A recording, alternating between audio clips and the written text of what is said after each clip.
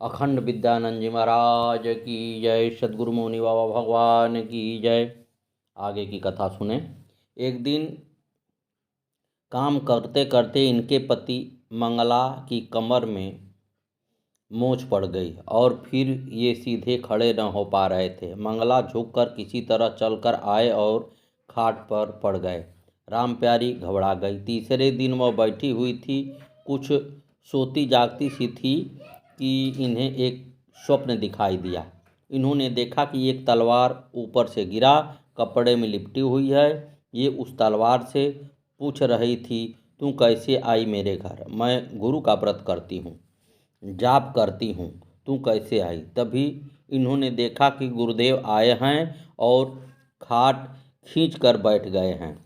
ये गुरुदेव मौनी बाबा के चरण छूने चली तो एक औरत जिसके बड़े बड़े नाखून थे पहले ही बाबा के चरण छूने पहुँच गई। गुरुजी ने डंडा उठा लिया और उसको मार मार कर भगा दिया। फिर बाबा इनसे बोले, अरे ई होनी होई हो। राम प्यारी के पति की हालत में सुधार होने लगा और ये स्वस्थ हो गए। तब से आज तक जीवित ही हैं। फिर एक दिन मौनी बाबा ने कहा, अरे व्रत उद्यापन करी तो महात्मा को कपड़ा दे और पीला प्रसाद बांट दे। उन्होंने गुरु जी के लिए कुछ कपड़ा लिया और लड्डू लेकर दोनों बगियाने आश्रम पहुंची। गुरु जी ने सब स्वीकार किया और अपने जूते दिए। दोनों पति पत्नी उन्हीं के जूता पूजा करते हैं, जूते का।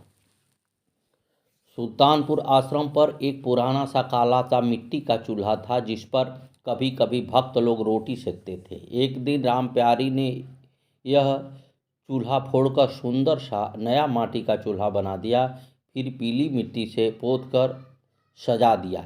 जब मौनी बाबा कुछ भक्तों के साथ आए तो भक्त चूल्हा देखकर कहने लगे, अरे इतना सुंदर चूल्हा किसने बनाया?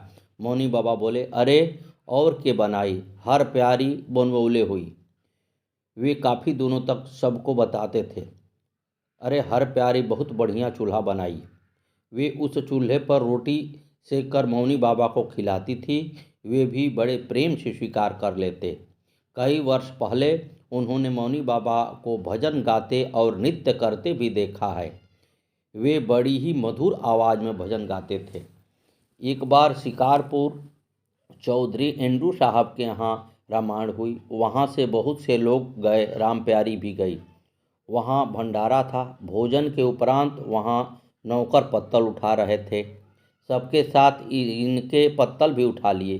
किसी ने मौनी बाबा से शिकायत लगाई कि इन्होंने अपनी जूठी पत्तल उठवाई। मौनी बाबा ने पूछा तो राम प्यारी उनको सारी बात बताई कि कैसे मेरे उठाने से पहले ही उनका नौकर उठा ले गया। मौनी बाबा ने कहा, लोगों को कहने दे, हम तुझसे नाराज नहीं हैं। इस भंडारे में वे अच्छे कपड़े पहनकर गई थी। कहीं आते जाते में नज़र लग गई। वे 3 साल तक बहुत बीमार रही और तो वे आश्रम पर भी न जा पाती थी। फिर एक बार इसके जेठ मौनी बाबा के दर्शन को गए तो मौनी बाबा ने जेठ से कहकर इन्हें बुलवाया। जैसे ही ये सुल्तानपुर आश्रम पर पहुंची, इनका रोग भाग गया और ये बाबा की कृपा से बिल्कुल ठीक हो गई। राम प्यारी और उनके पति मंगला मौनी बाबा के ही नाम का व्रत करते हैं और भजन करते हैं। बनवारीपुर के शिशुपाल दादा बहुत आचार विचार रखते थे। वे मंगला और राम प्यारी के घर का पानी भी नहीं पीते थे। एक दिन राम प्यारी के मौसा खीर पूड़ी बनवाकर आश्रम पर ले आए। मौनी बाबा ने सबको खिलाया। शिशुपाल दादा ने भी खाई। बाद में मौनी बाबा ने उनको बताया, ये उसी के घर का खाना है जहाँ तुम पानी भी नहीं पीता। सतगुरुवे नमः, सतगुरुवे नमः, सतगुरुवे नमः। आगे की कथा कल।